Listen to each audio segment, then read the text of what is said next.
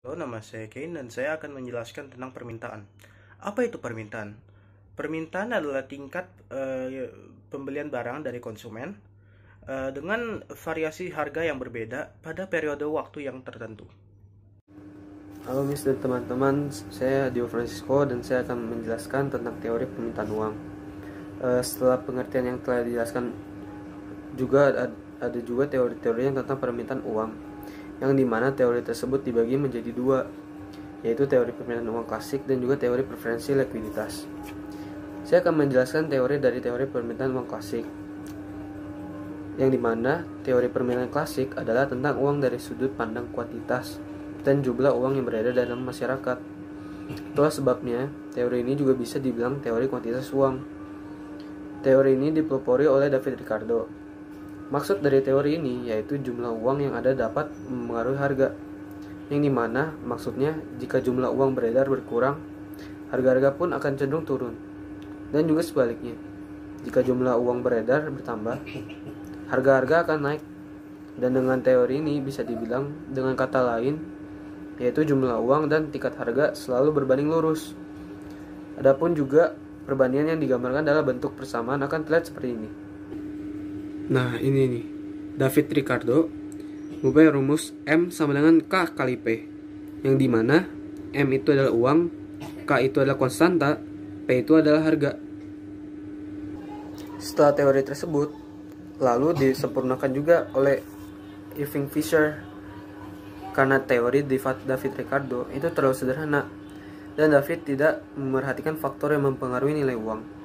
Dengan itu, Irving Fisher melengkapi teori tersebut dengan memasukkan unsur kecepatan peredaran uang dengan menemukan rumus ini, yaitu jadi kayak begini.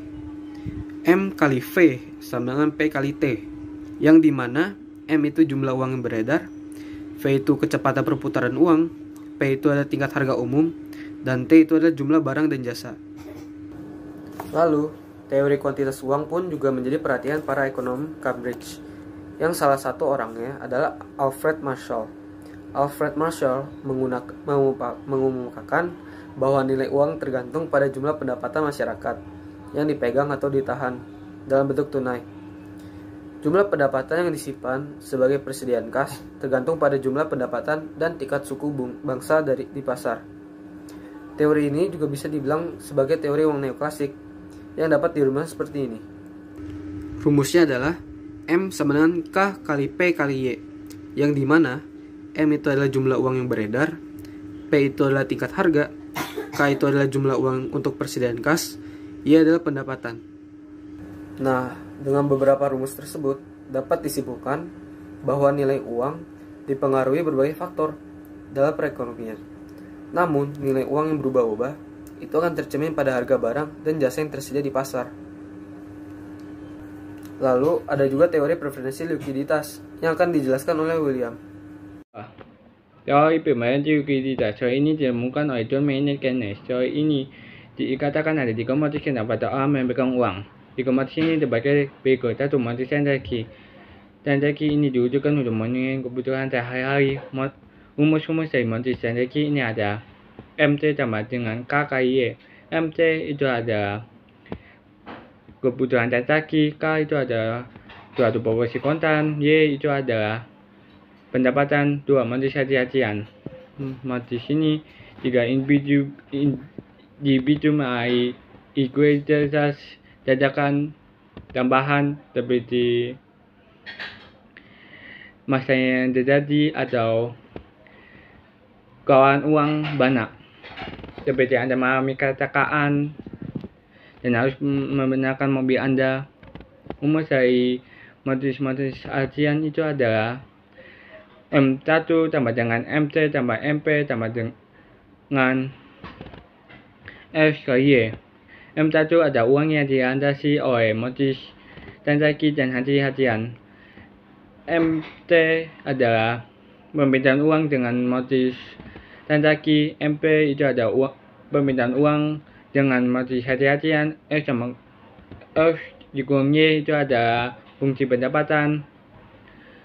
Tiga, motif spekulasi. Motif ini mengadakan untuk investor. Tiga, investor untuk menggunakan saham sangat harganya turun, dibeli dan menunggu hari yang tepat untuk koin dijualkan untuk mendapatkan keuntungan besar. Rumus dari modus spekulasi adalah M2 sama dengan S dikurang 1. M2 itu adalah uang yang dilandasi oleh modus spekulasi. S kurang 1 itu adalah fungsi bunga. Dari rumus ini kita mendapatkan rumus likuiditas sebagai berikut. L sama dengan M1 tambah M2 tambah dengan S dikurang Y tambah S kurang I. L itu ada likuiditas, M1 ada uang yang dilandasi oleh modus transaksi dan harian, M2 itu ada uang yang dilandasi oleh modus spekulasi, S dikurang Y itu ada fungsi pendapatan, S kurang I ada fungsi bunga. Kurva permintaan uang dan pergeseran kurva permintaan uang. Kurva permintaan uang merupakan grafik yang menggambarkan hubungan antara harga dengan jumlah komoditas yang ingin dan dapat dibeli konsumen.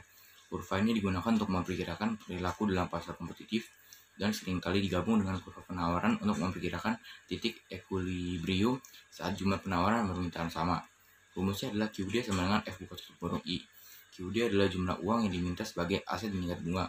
Perlu diingat lagi bahwa kurva permintaan uang memiliki slope negatif karena jumlah uang yang diminta oleh masyarakat akan turun jika tingkat bunga meningkat dan naik jika bunganya turun. Pergeseran kurva permintaan uang. Pergeseran kurva permintaan uang adalah kondisi perubahan jumlah barang yang diminta meskipun harga yang berlaku tetap atau tidak berubah. Pergerakan tersebut akan memberikan dampak perubahan pada hubungan akan permintaan suatu barang atau jasa. Jika pendapatan nasional dari produk nasional meningkat, kurva permintaan akan bergeser ke kanan. Sebaliknya, jika pendapatan dan produk nasional menurun, kurva akan bergeser ke kiri. Umumnya orang menyimpan uangnya untuk precautionary demand, bukan karena faktor pendapatan itu sendiri, melainkan karena takut pendapatannya akan terlambat atau ditunda dibayarkan karena sebab lain atau sakit. Nama saya Vincent dan saya akan menjelaskan apa itu penawaran uang. Jadi penawaran uang ini adalah jumlah uang yang beredar dalam perekonomian suatu negara pada periode tertentu dan biasanya digunakan untuk membiayai transaksi yang dilakukan dalam masyarakat. Jadi jika ditanya bagaimana kurva penawaran uang ini terlihat, jadi akan terlihat naik, jadi bergerak dari kiri bawah ke kanan atas, jadi akan terlihat meningkat. Hal itu terjadi karena adanya slope positif. Apa itu slope positif? Slope positif artinya jumlah barang yang ditawarkan berbanding lurus dengan harga barang. Jadi sama halnya dengan kurva permintaan uang, di mana uang yang beredar dipengaruhi oleh tingkat bunga. Jadi kurva penawaran ini jika semakin meningkat tingkat bunganya, maka jumlah uang yang beredar akan semakin banyak juga. Nama saya Vincent Robin. Saya hari ini akan menjelaskan pergeseran kurva penawaran uang.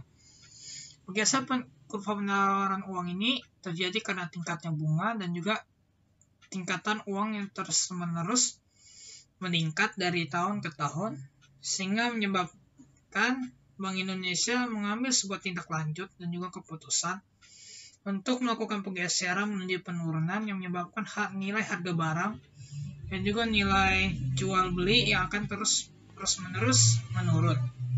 Sehingga itulah yang menyebabkan dampak pergeseran kurva dapat menurun dan juga meningkat. Pergeseran kurva pada uang ini juga ditentukan oleh harga nilai barang, apakah dari tahun ke tahun akan terus meningkat dan juga dari tahun ke tahun akan terus menurun. Ini yang dapat menyebabkan para pedagang atau para wirausahawan mengetahui nilai jual beli barang yang ia jual karena adanya pergeseran kurva penawaran uang, sehingga menyebabkan tingkat bunga pada nilai barang tersebut juga bisa menaik dan juga bisa menurun. Oleh karena itu, jika pemerintah tidak menindaklanjuti karena ada inflasi atau terus meningkatkan uang walaupun untung dan nilai jual beli masyarakat tidak akan terus mencukupi, maka keputusan yang diambil oleh Bank Indonesia untuk menurunkan harga jumlah barang dan jumlah uang yang ada di Indonesia cukup baik. Demikian, terima kasih.